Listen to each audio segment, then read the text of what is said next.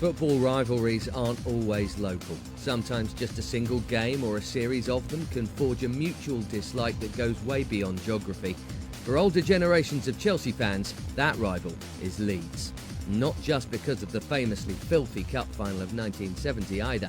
The relationship actually had its roots in the mid-60s. Managed by Tommy Docherty and Don Revie, they represented two very different sides of macho culture. All they had in common was a growing presence in the English game. In the spring of '63, Chelsea just beat Leeds to promotion. When they next met in early '65, they were first and second in the top flight, and things were getting physical. '66 and '67 brought cup victories for Chelsea, while Leeds bossed some tasty league meetings.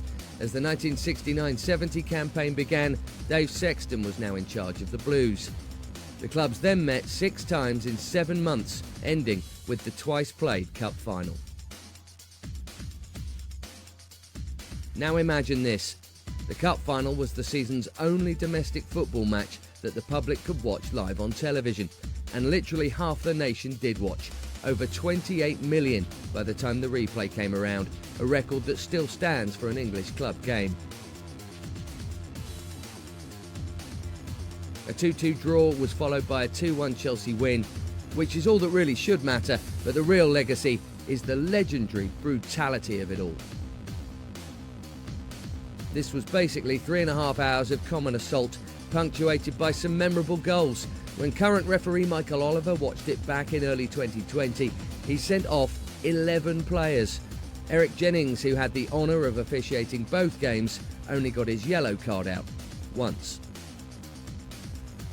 Sadly, that fine Chelsea side would soon break up, and with both clubs spending chunks of time out of the top flight, renewing acquaintance was more rare, but still tasty.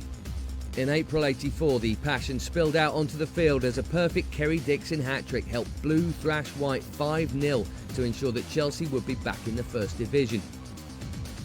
While the meetings in '88-89 belonged to John Bumstead. A comedy effort at Ellen Road was followed by the goal that confirmed another return to the big time.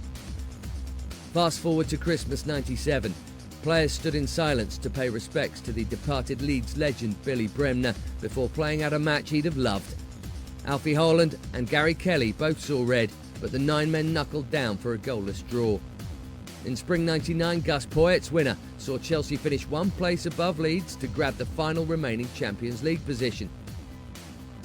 And at the end of that year, Leeds went top by winning a dirty clash that saw Frank Leboeuf totally lose his usual cool. Into the naughty noughties, Graham Lasso and Danny Mills tried their best to reignite the old flames.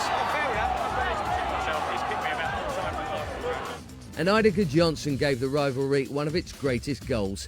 But we've barely shared a field with our Yorkshire friends since, until now. With our fabulous feisty history, the reception will always be a warm one. Leeds are back in Chelsea's sights. A long-distance relationship it may be, but we've been watching very closely.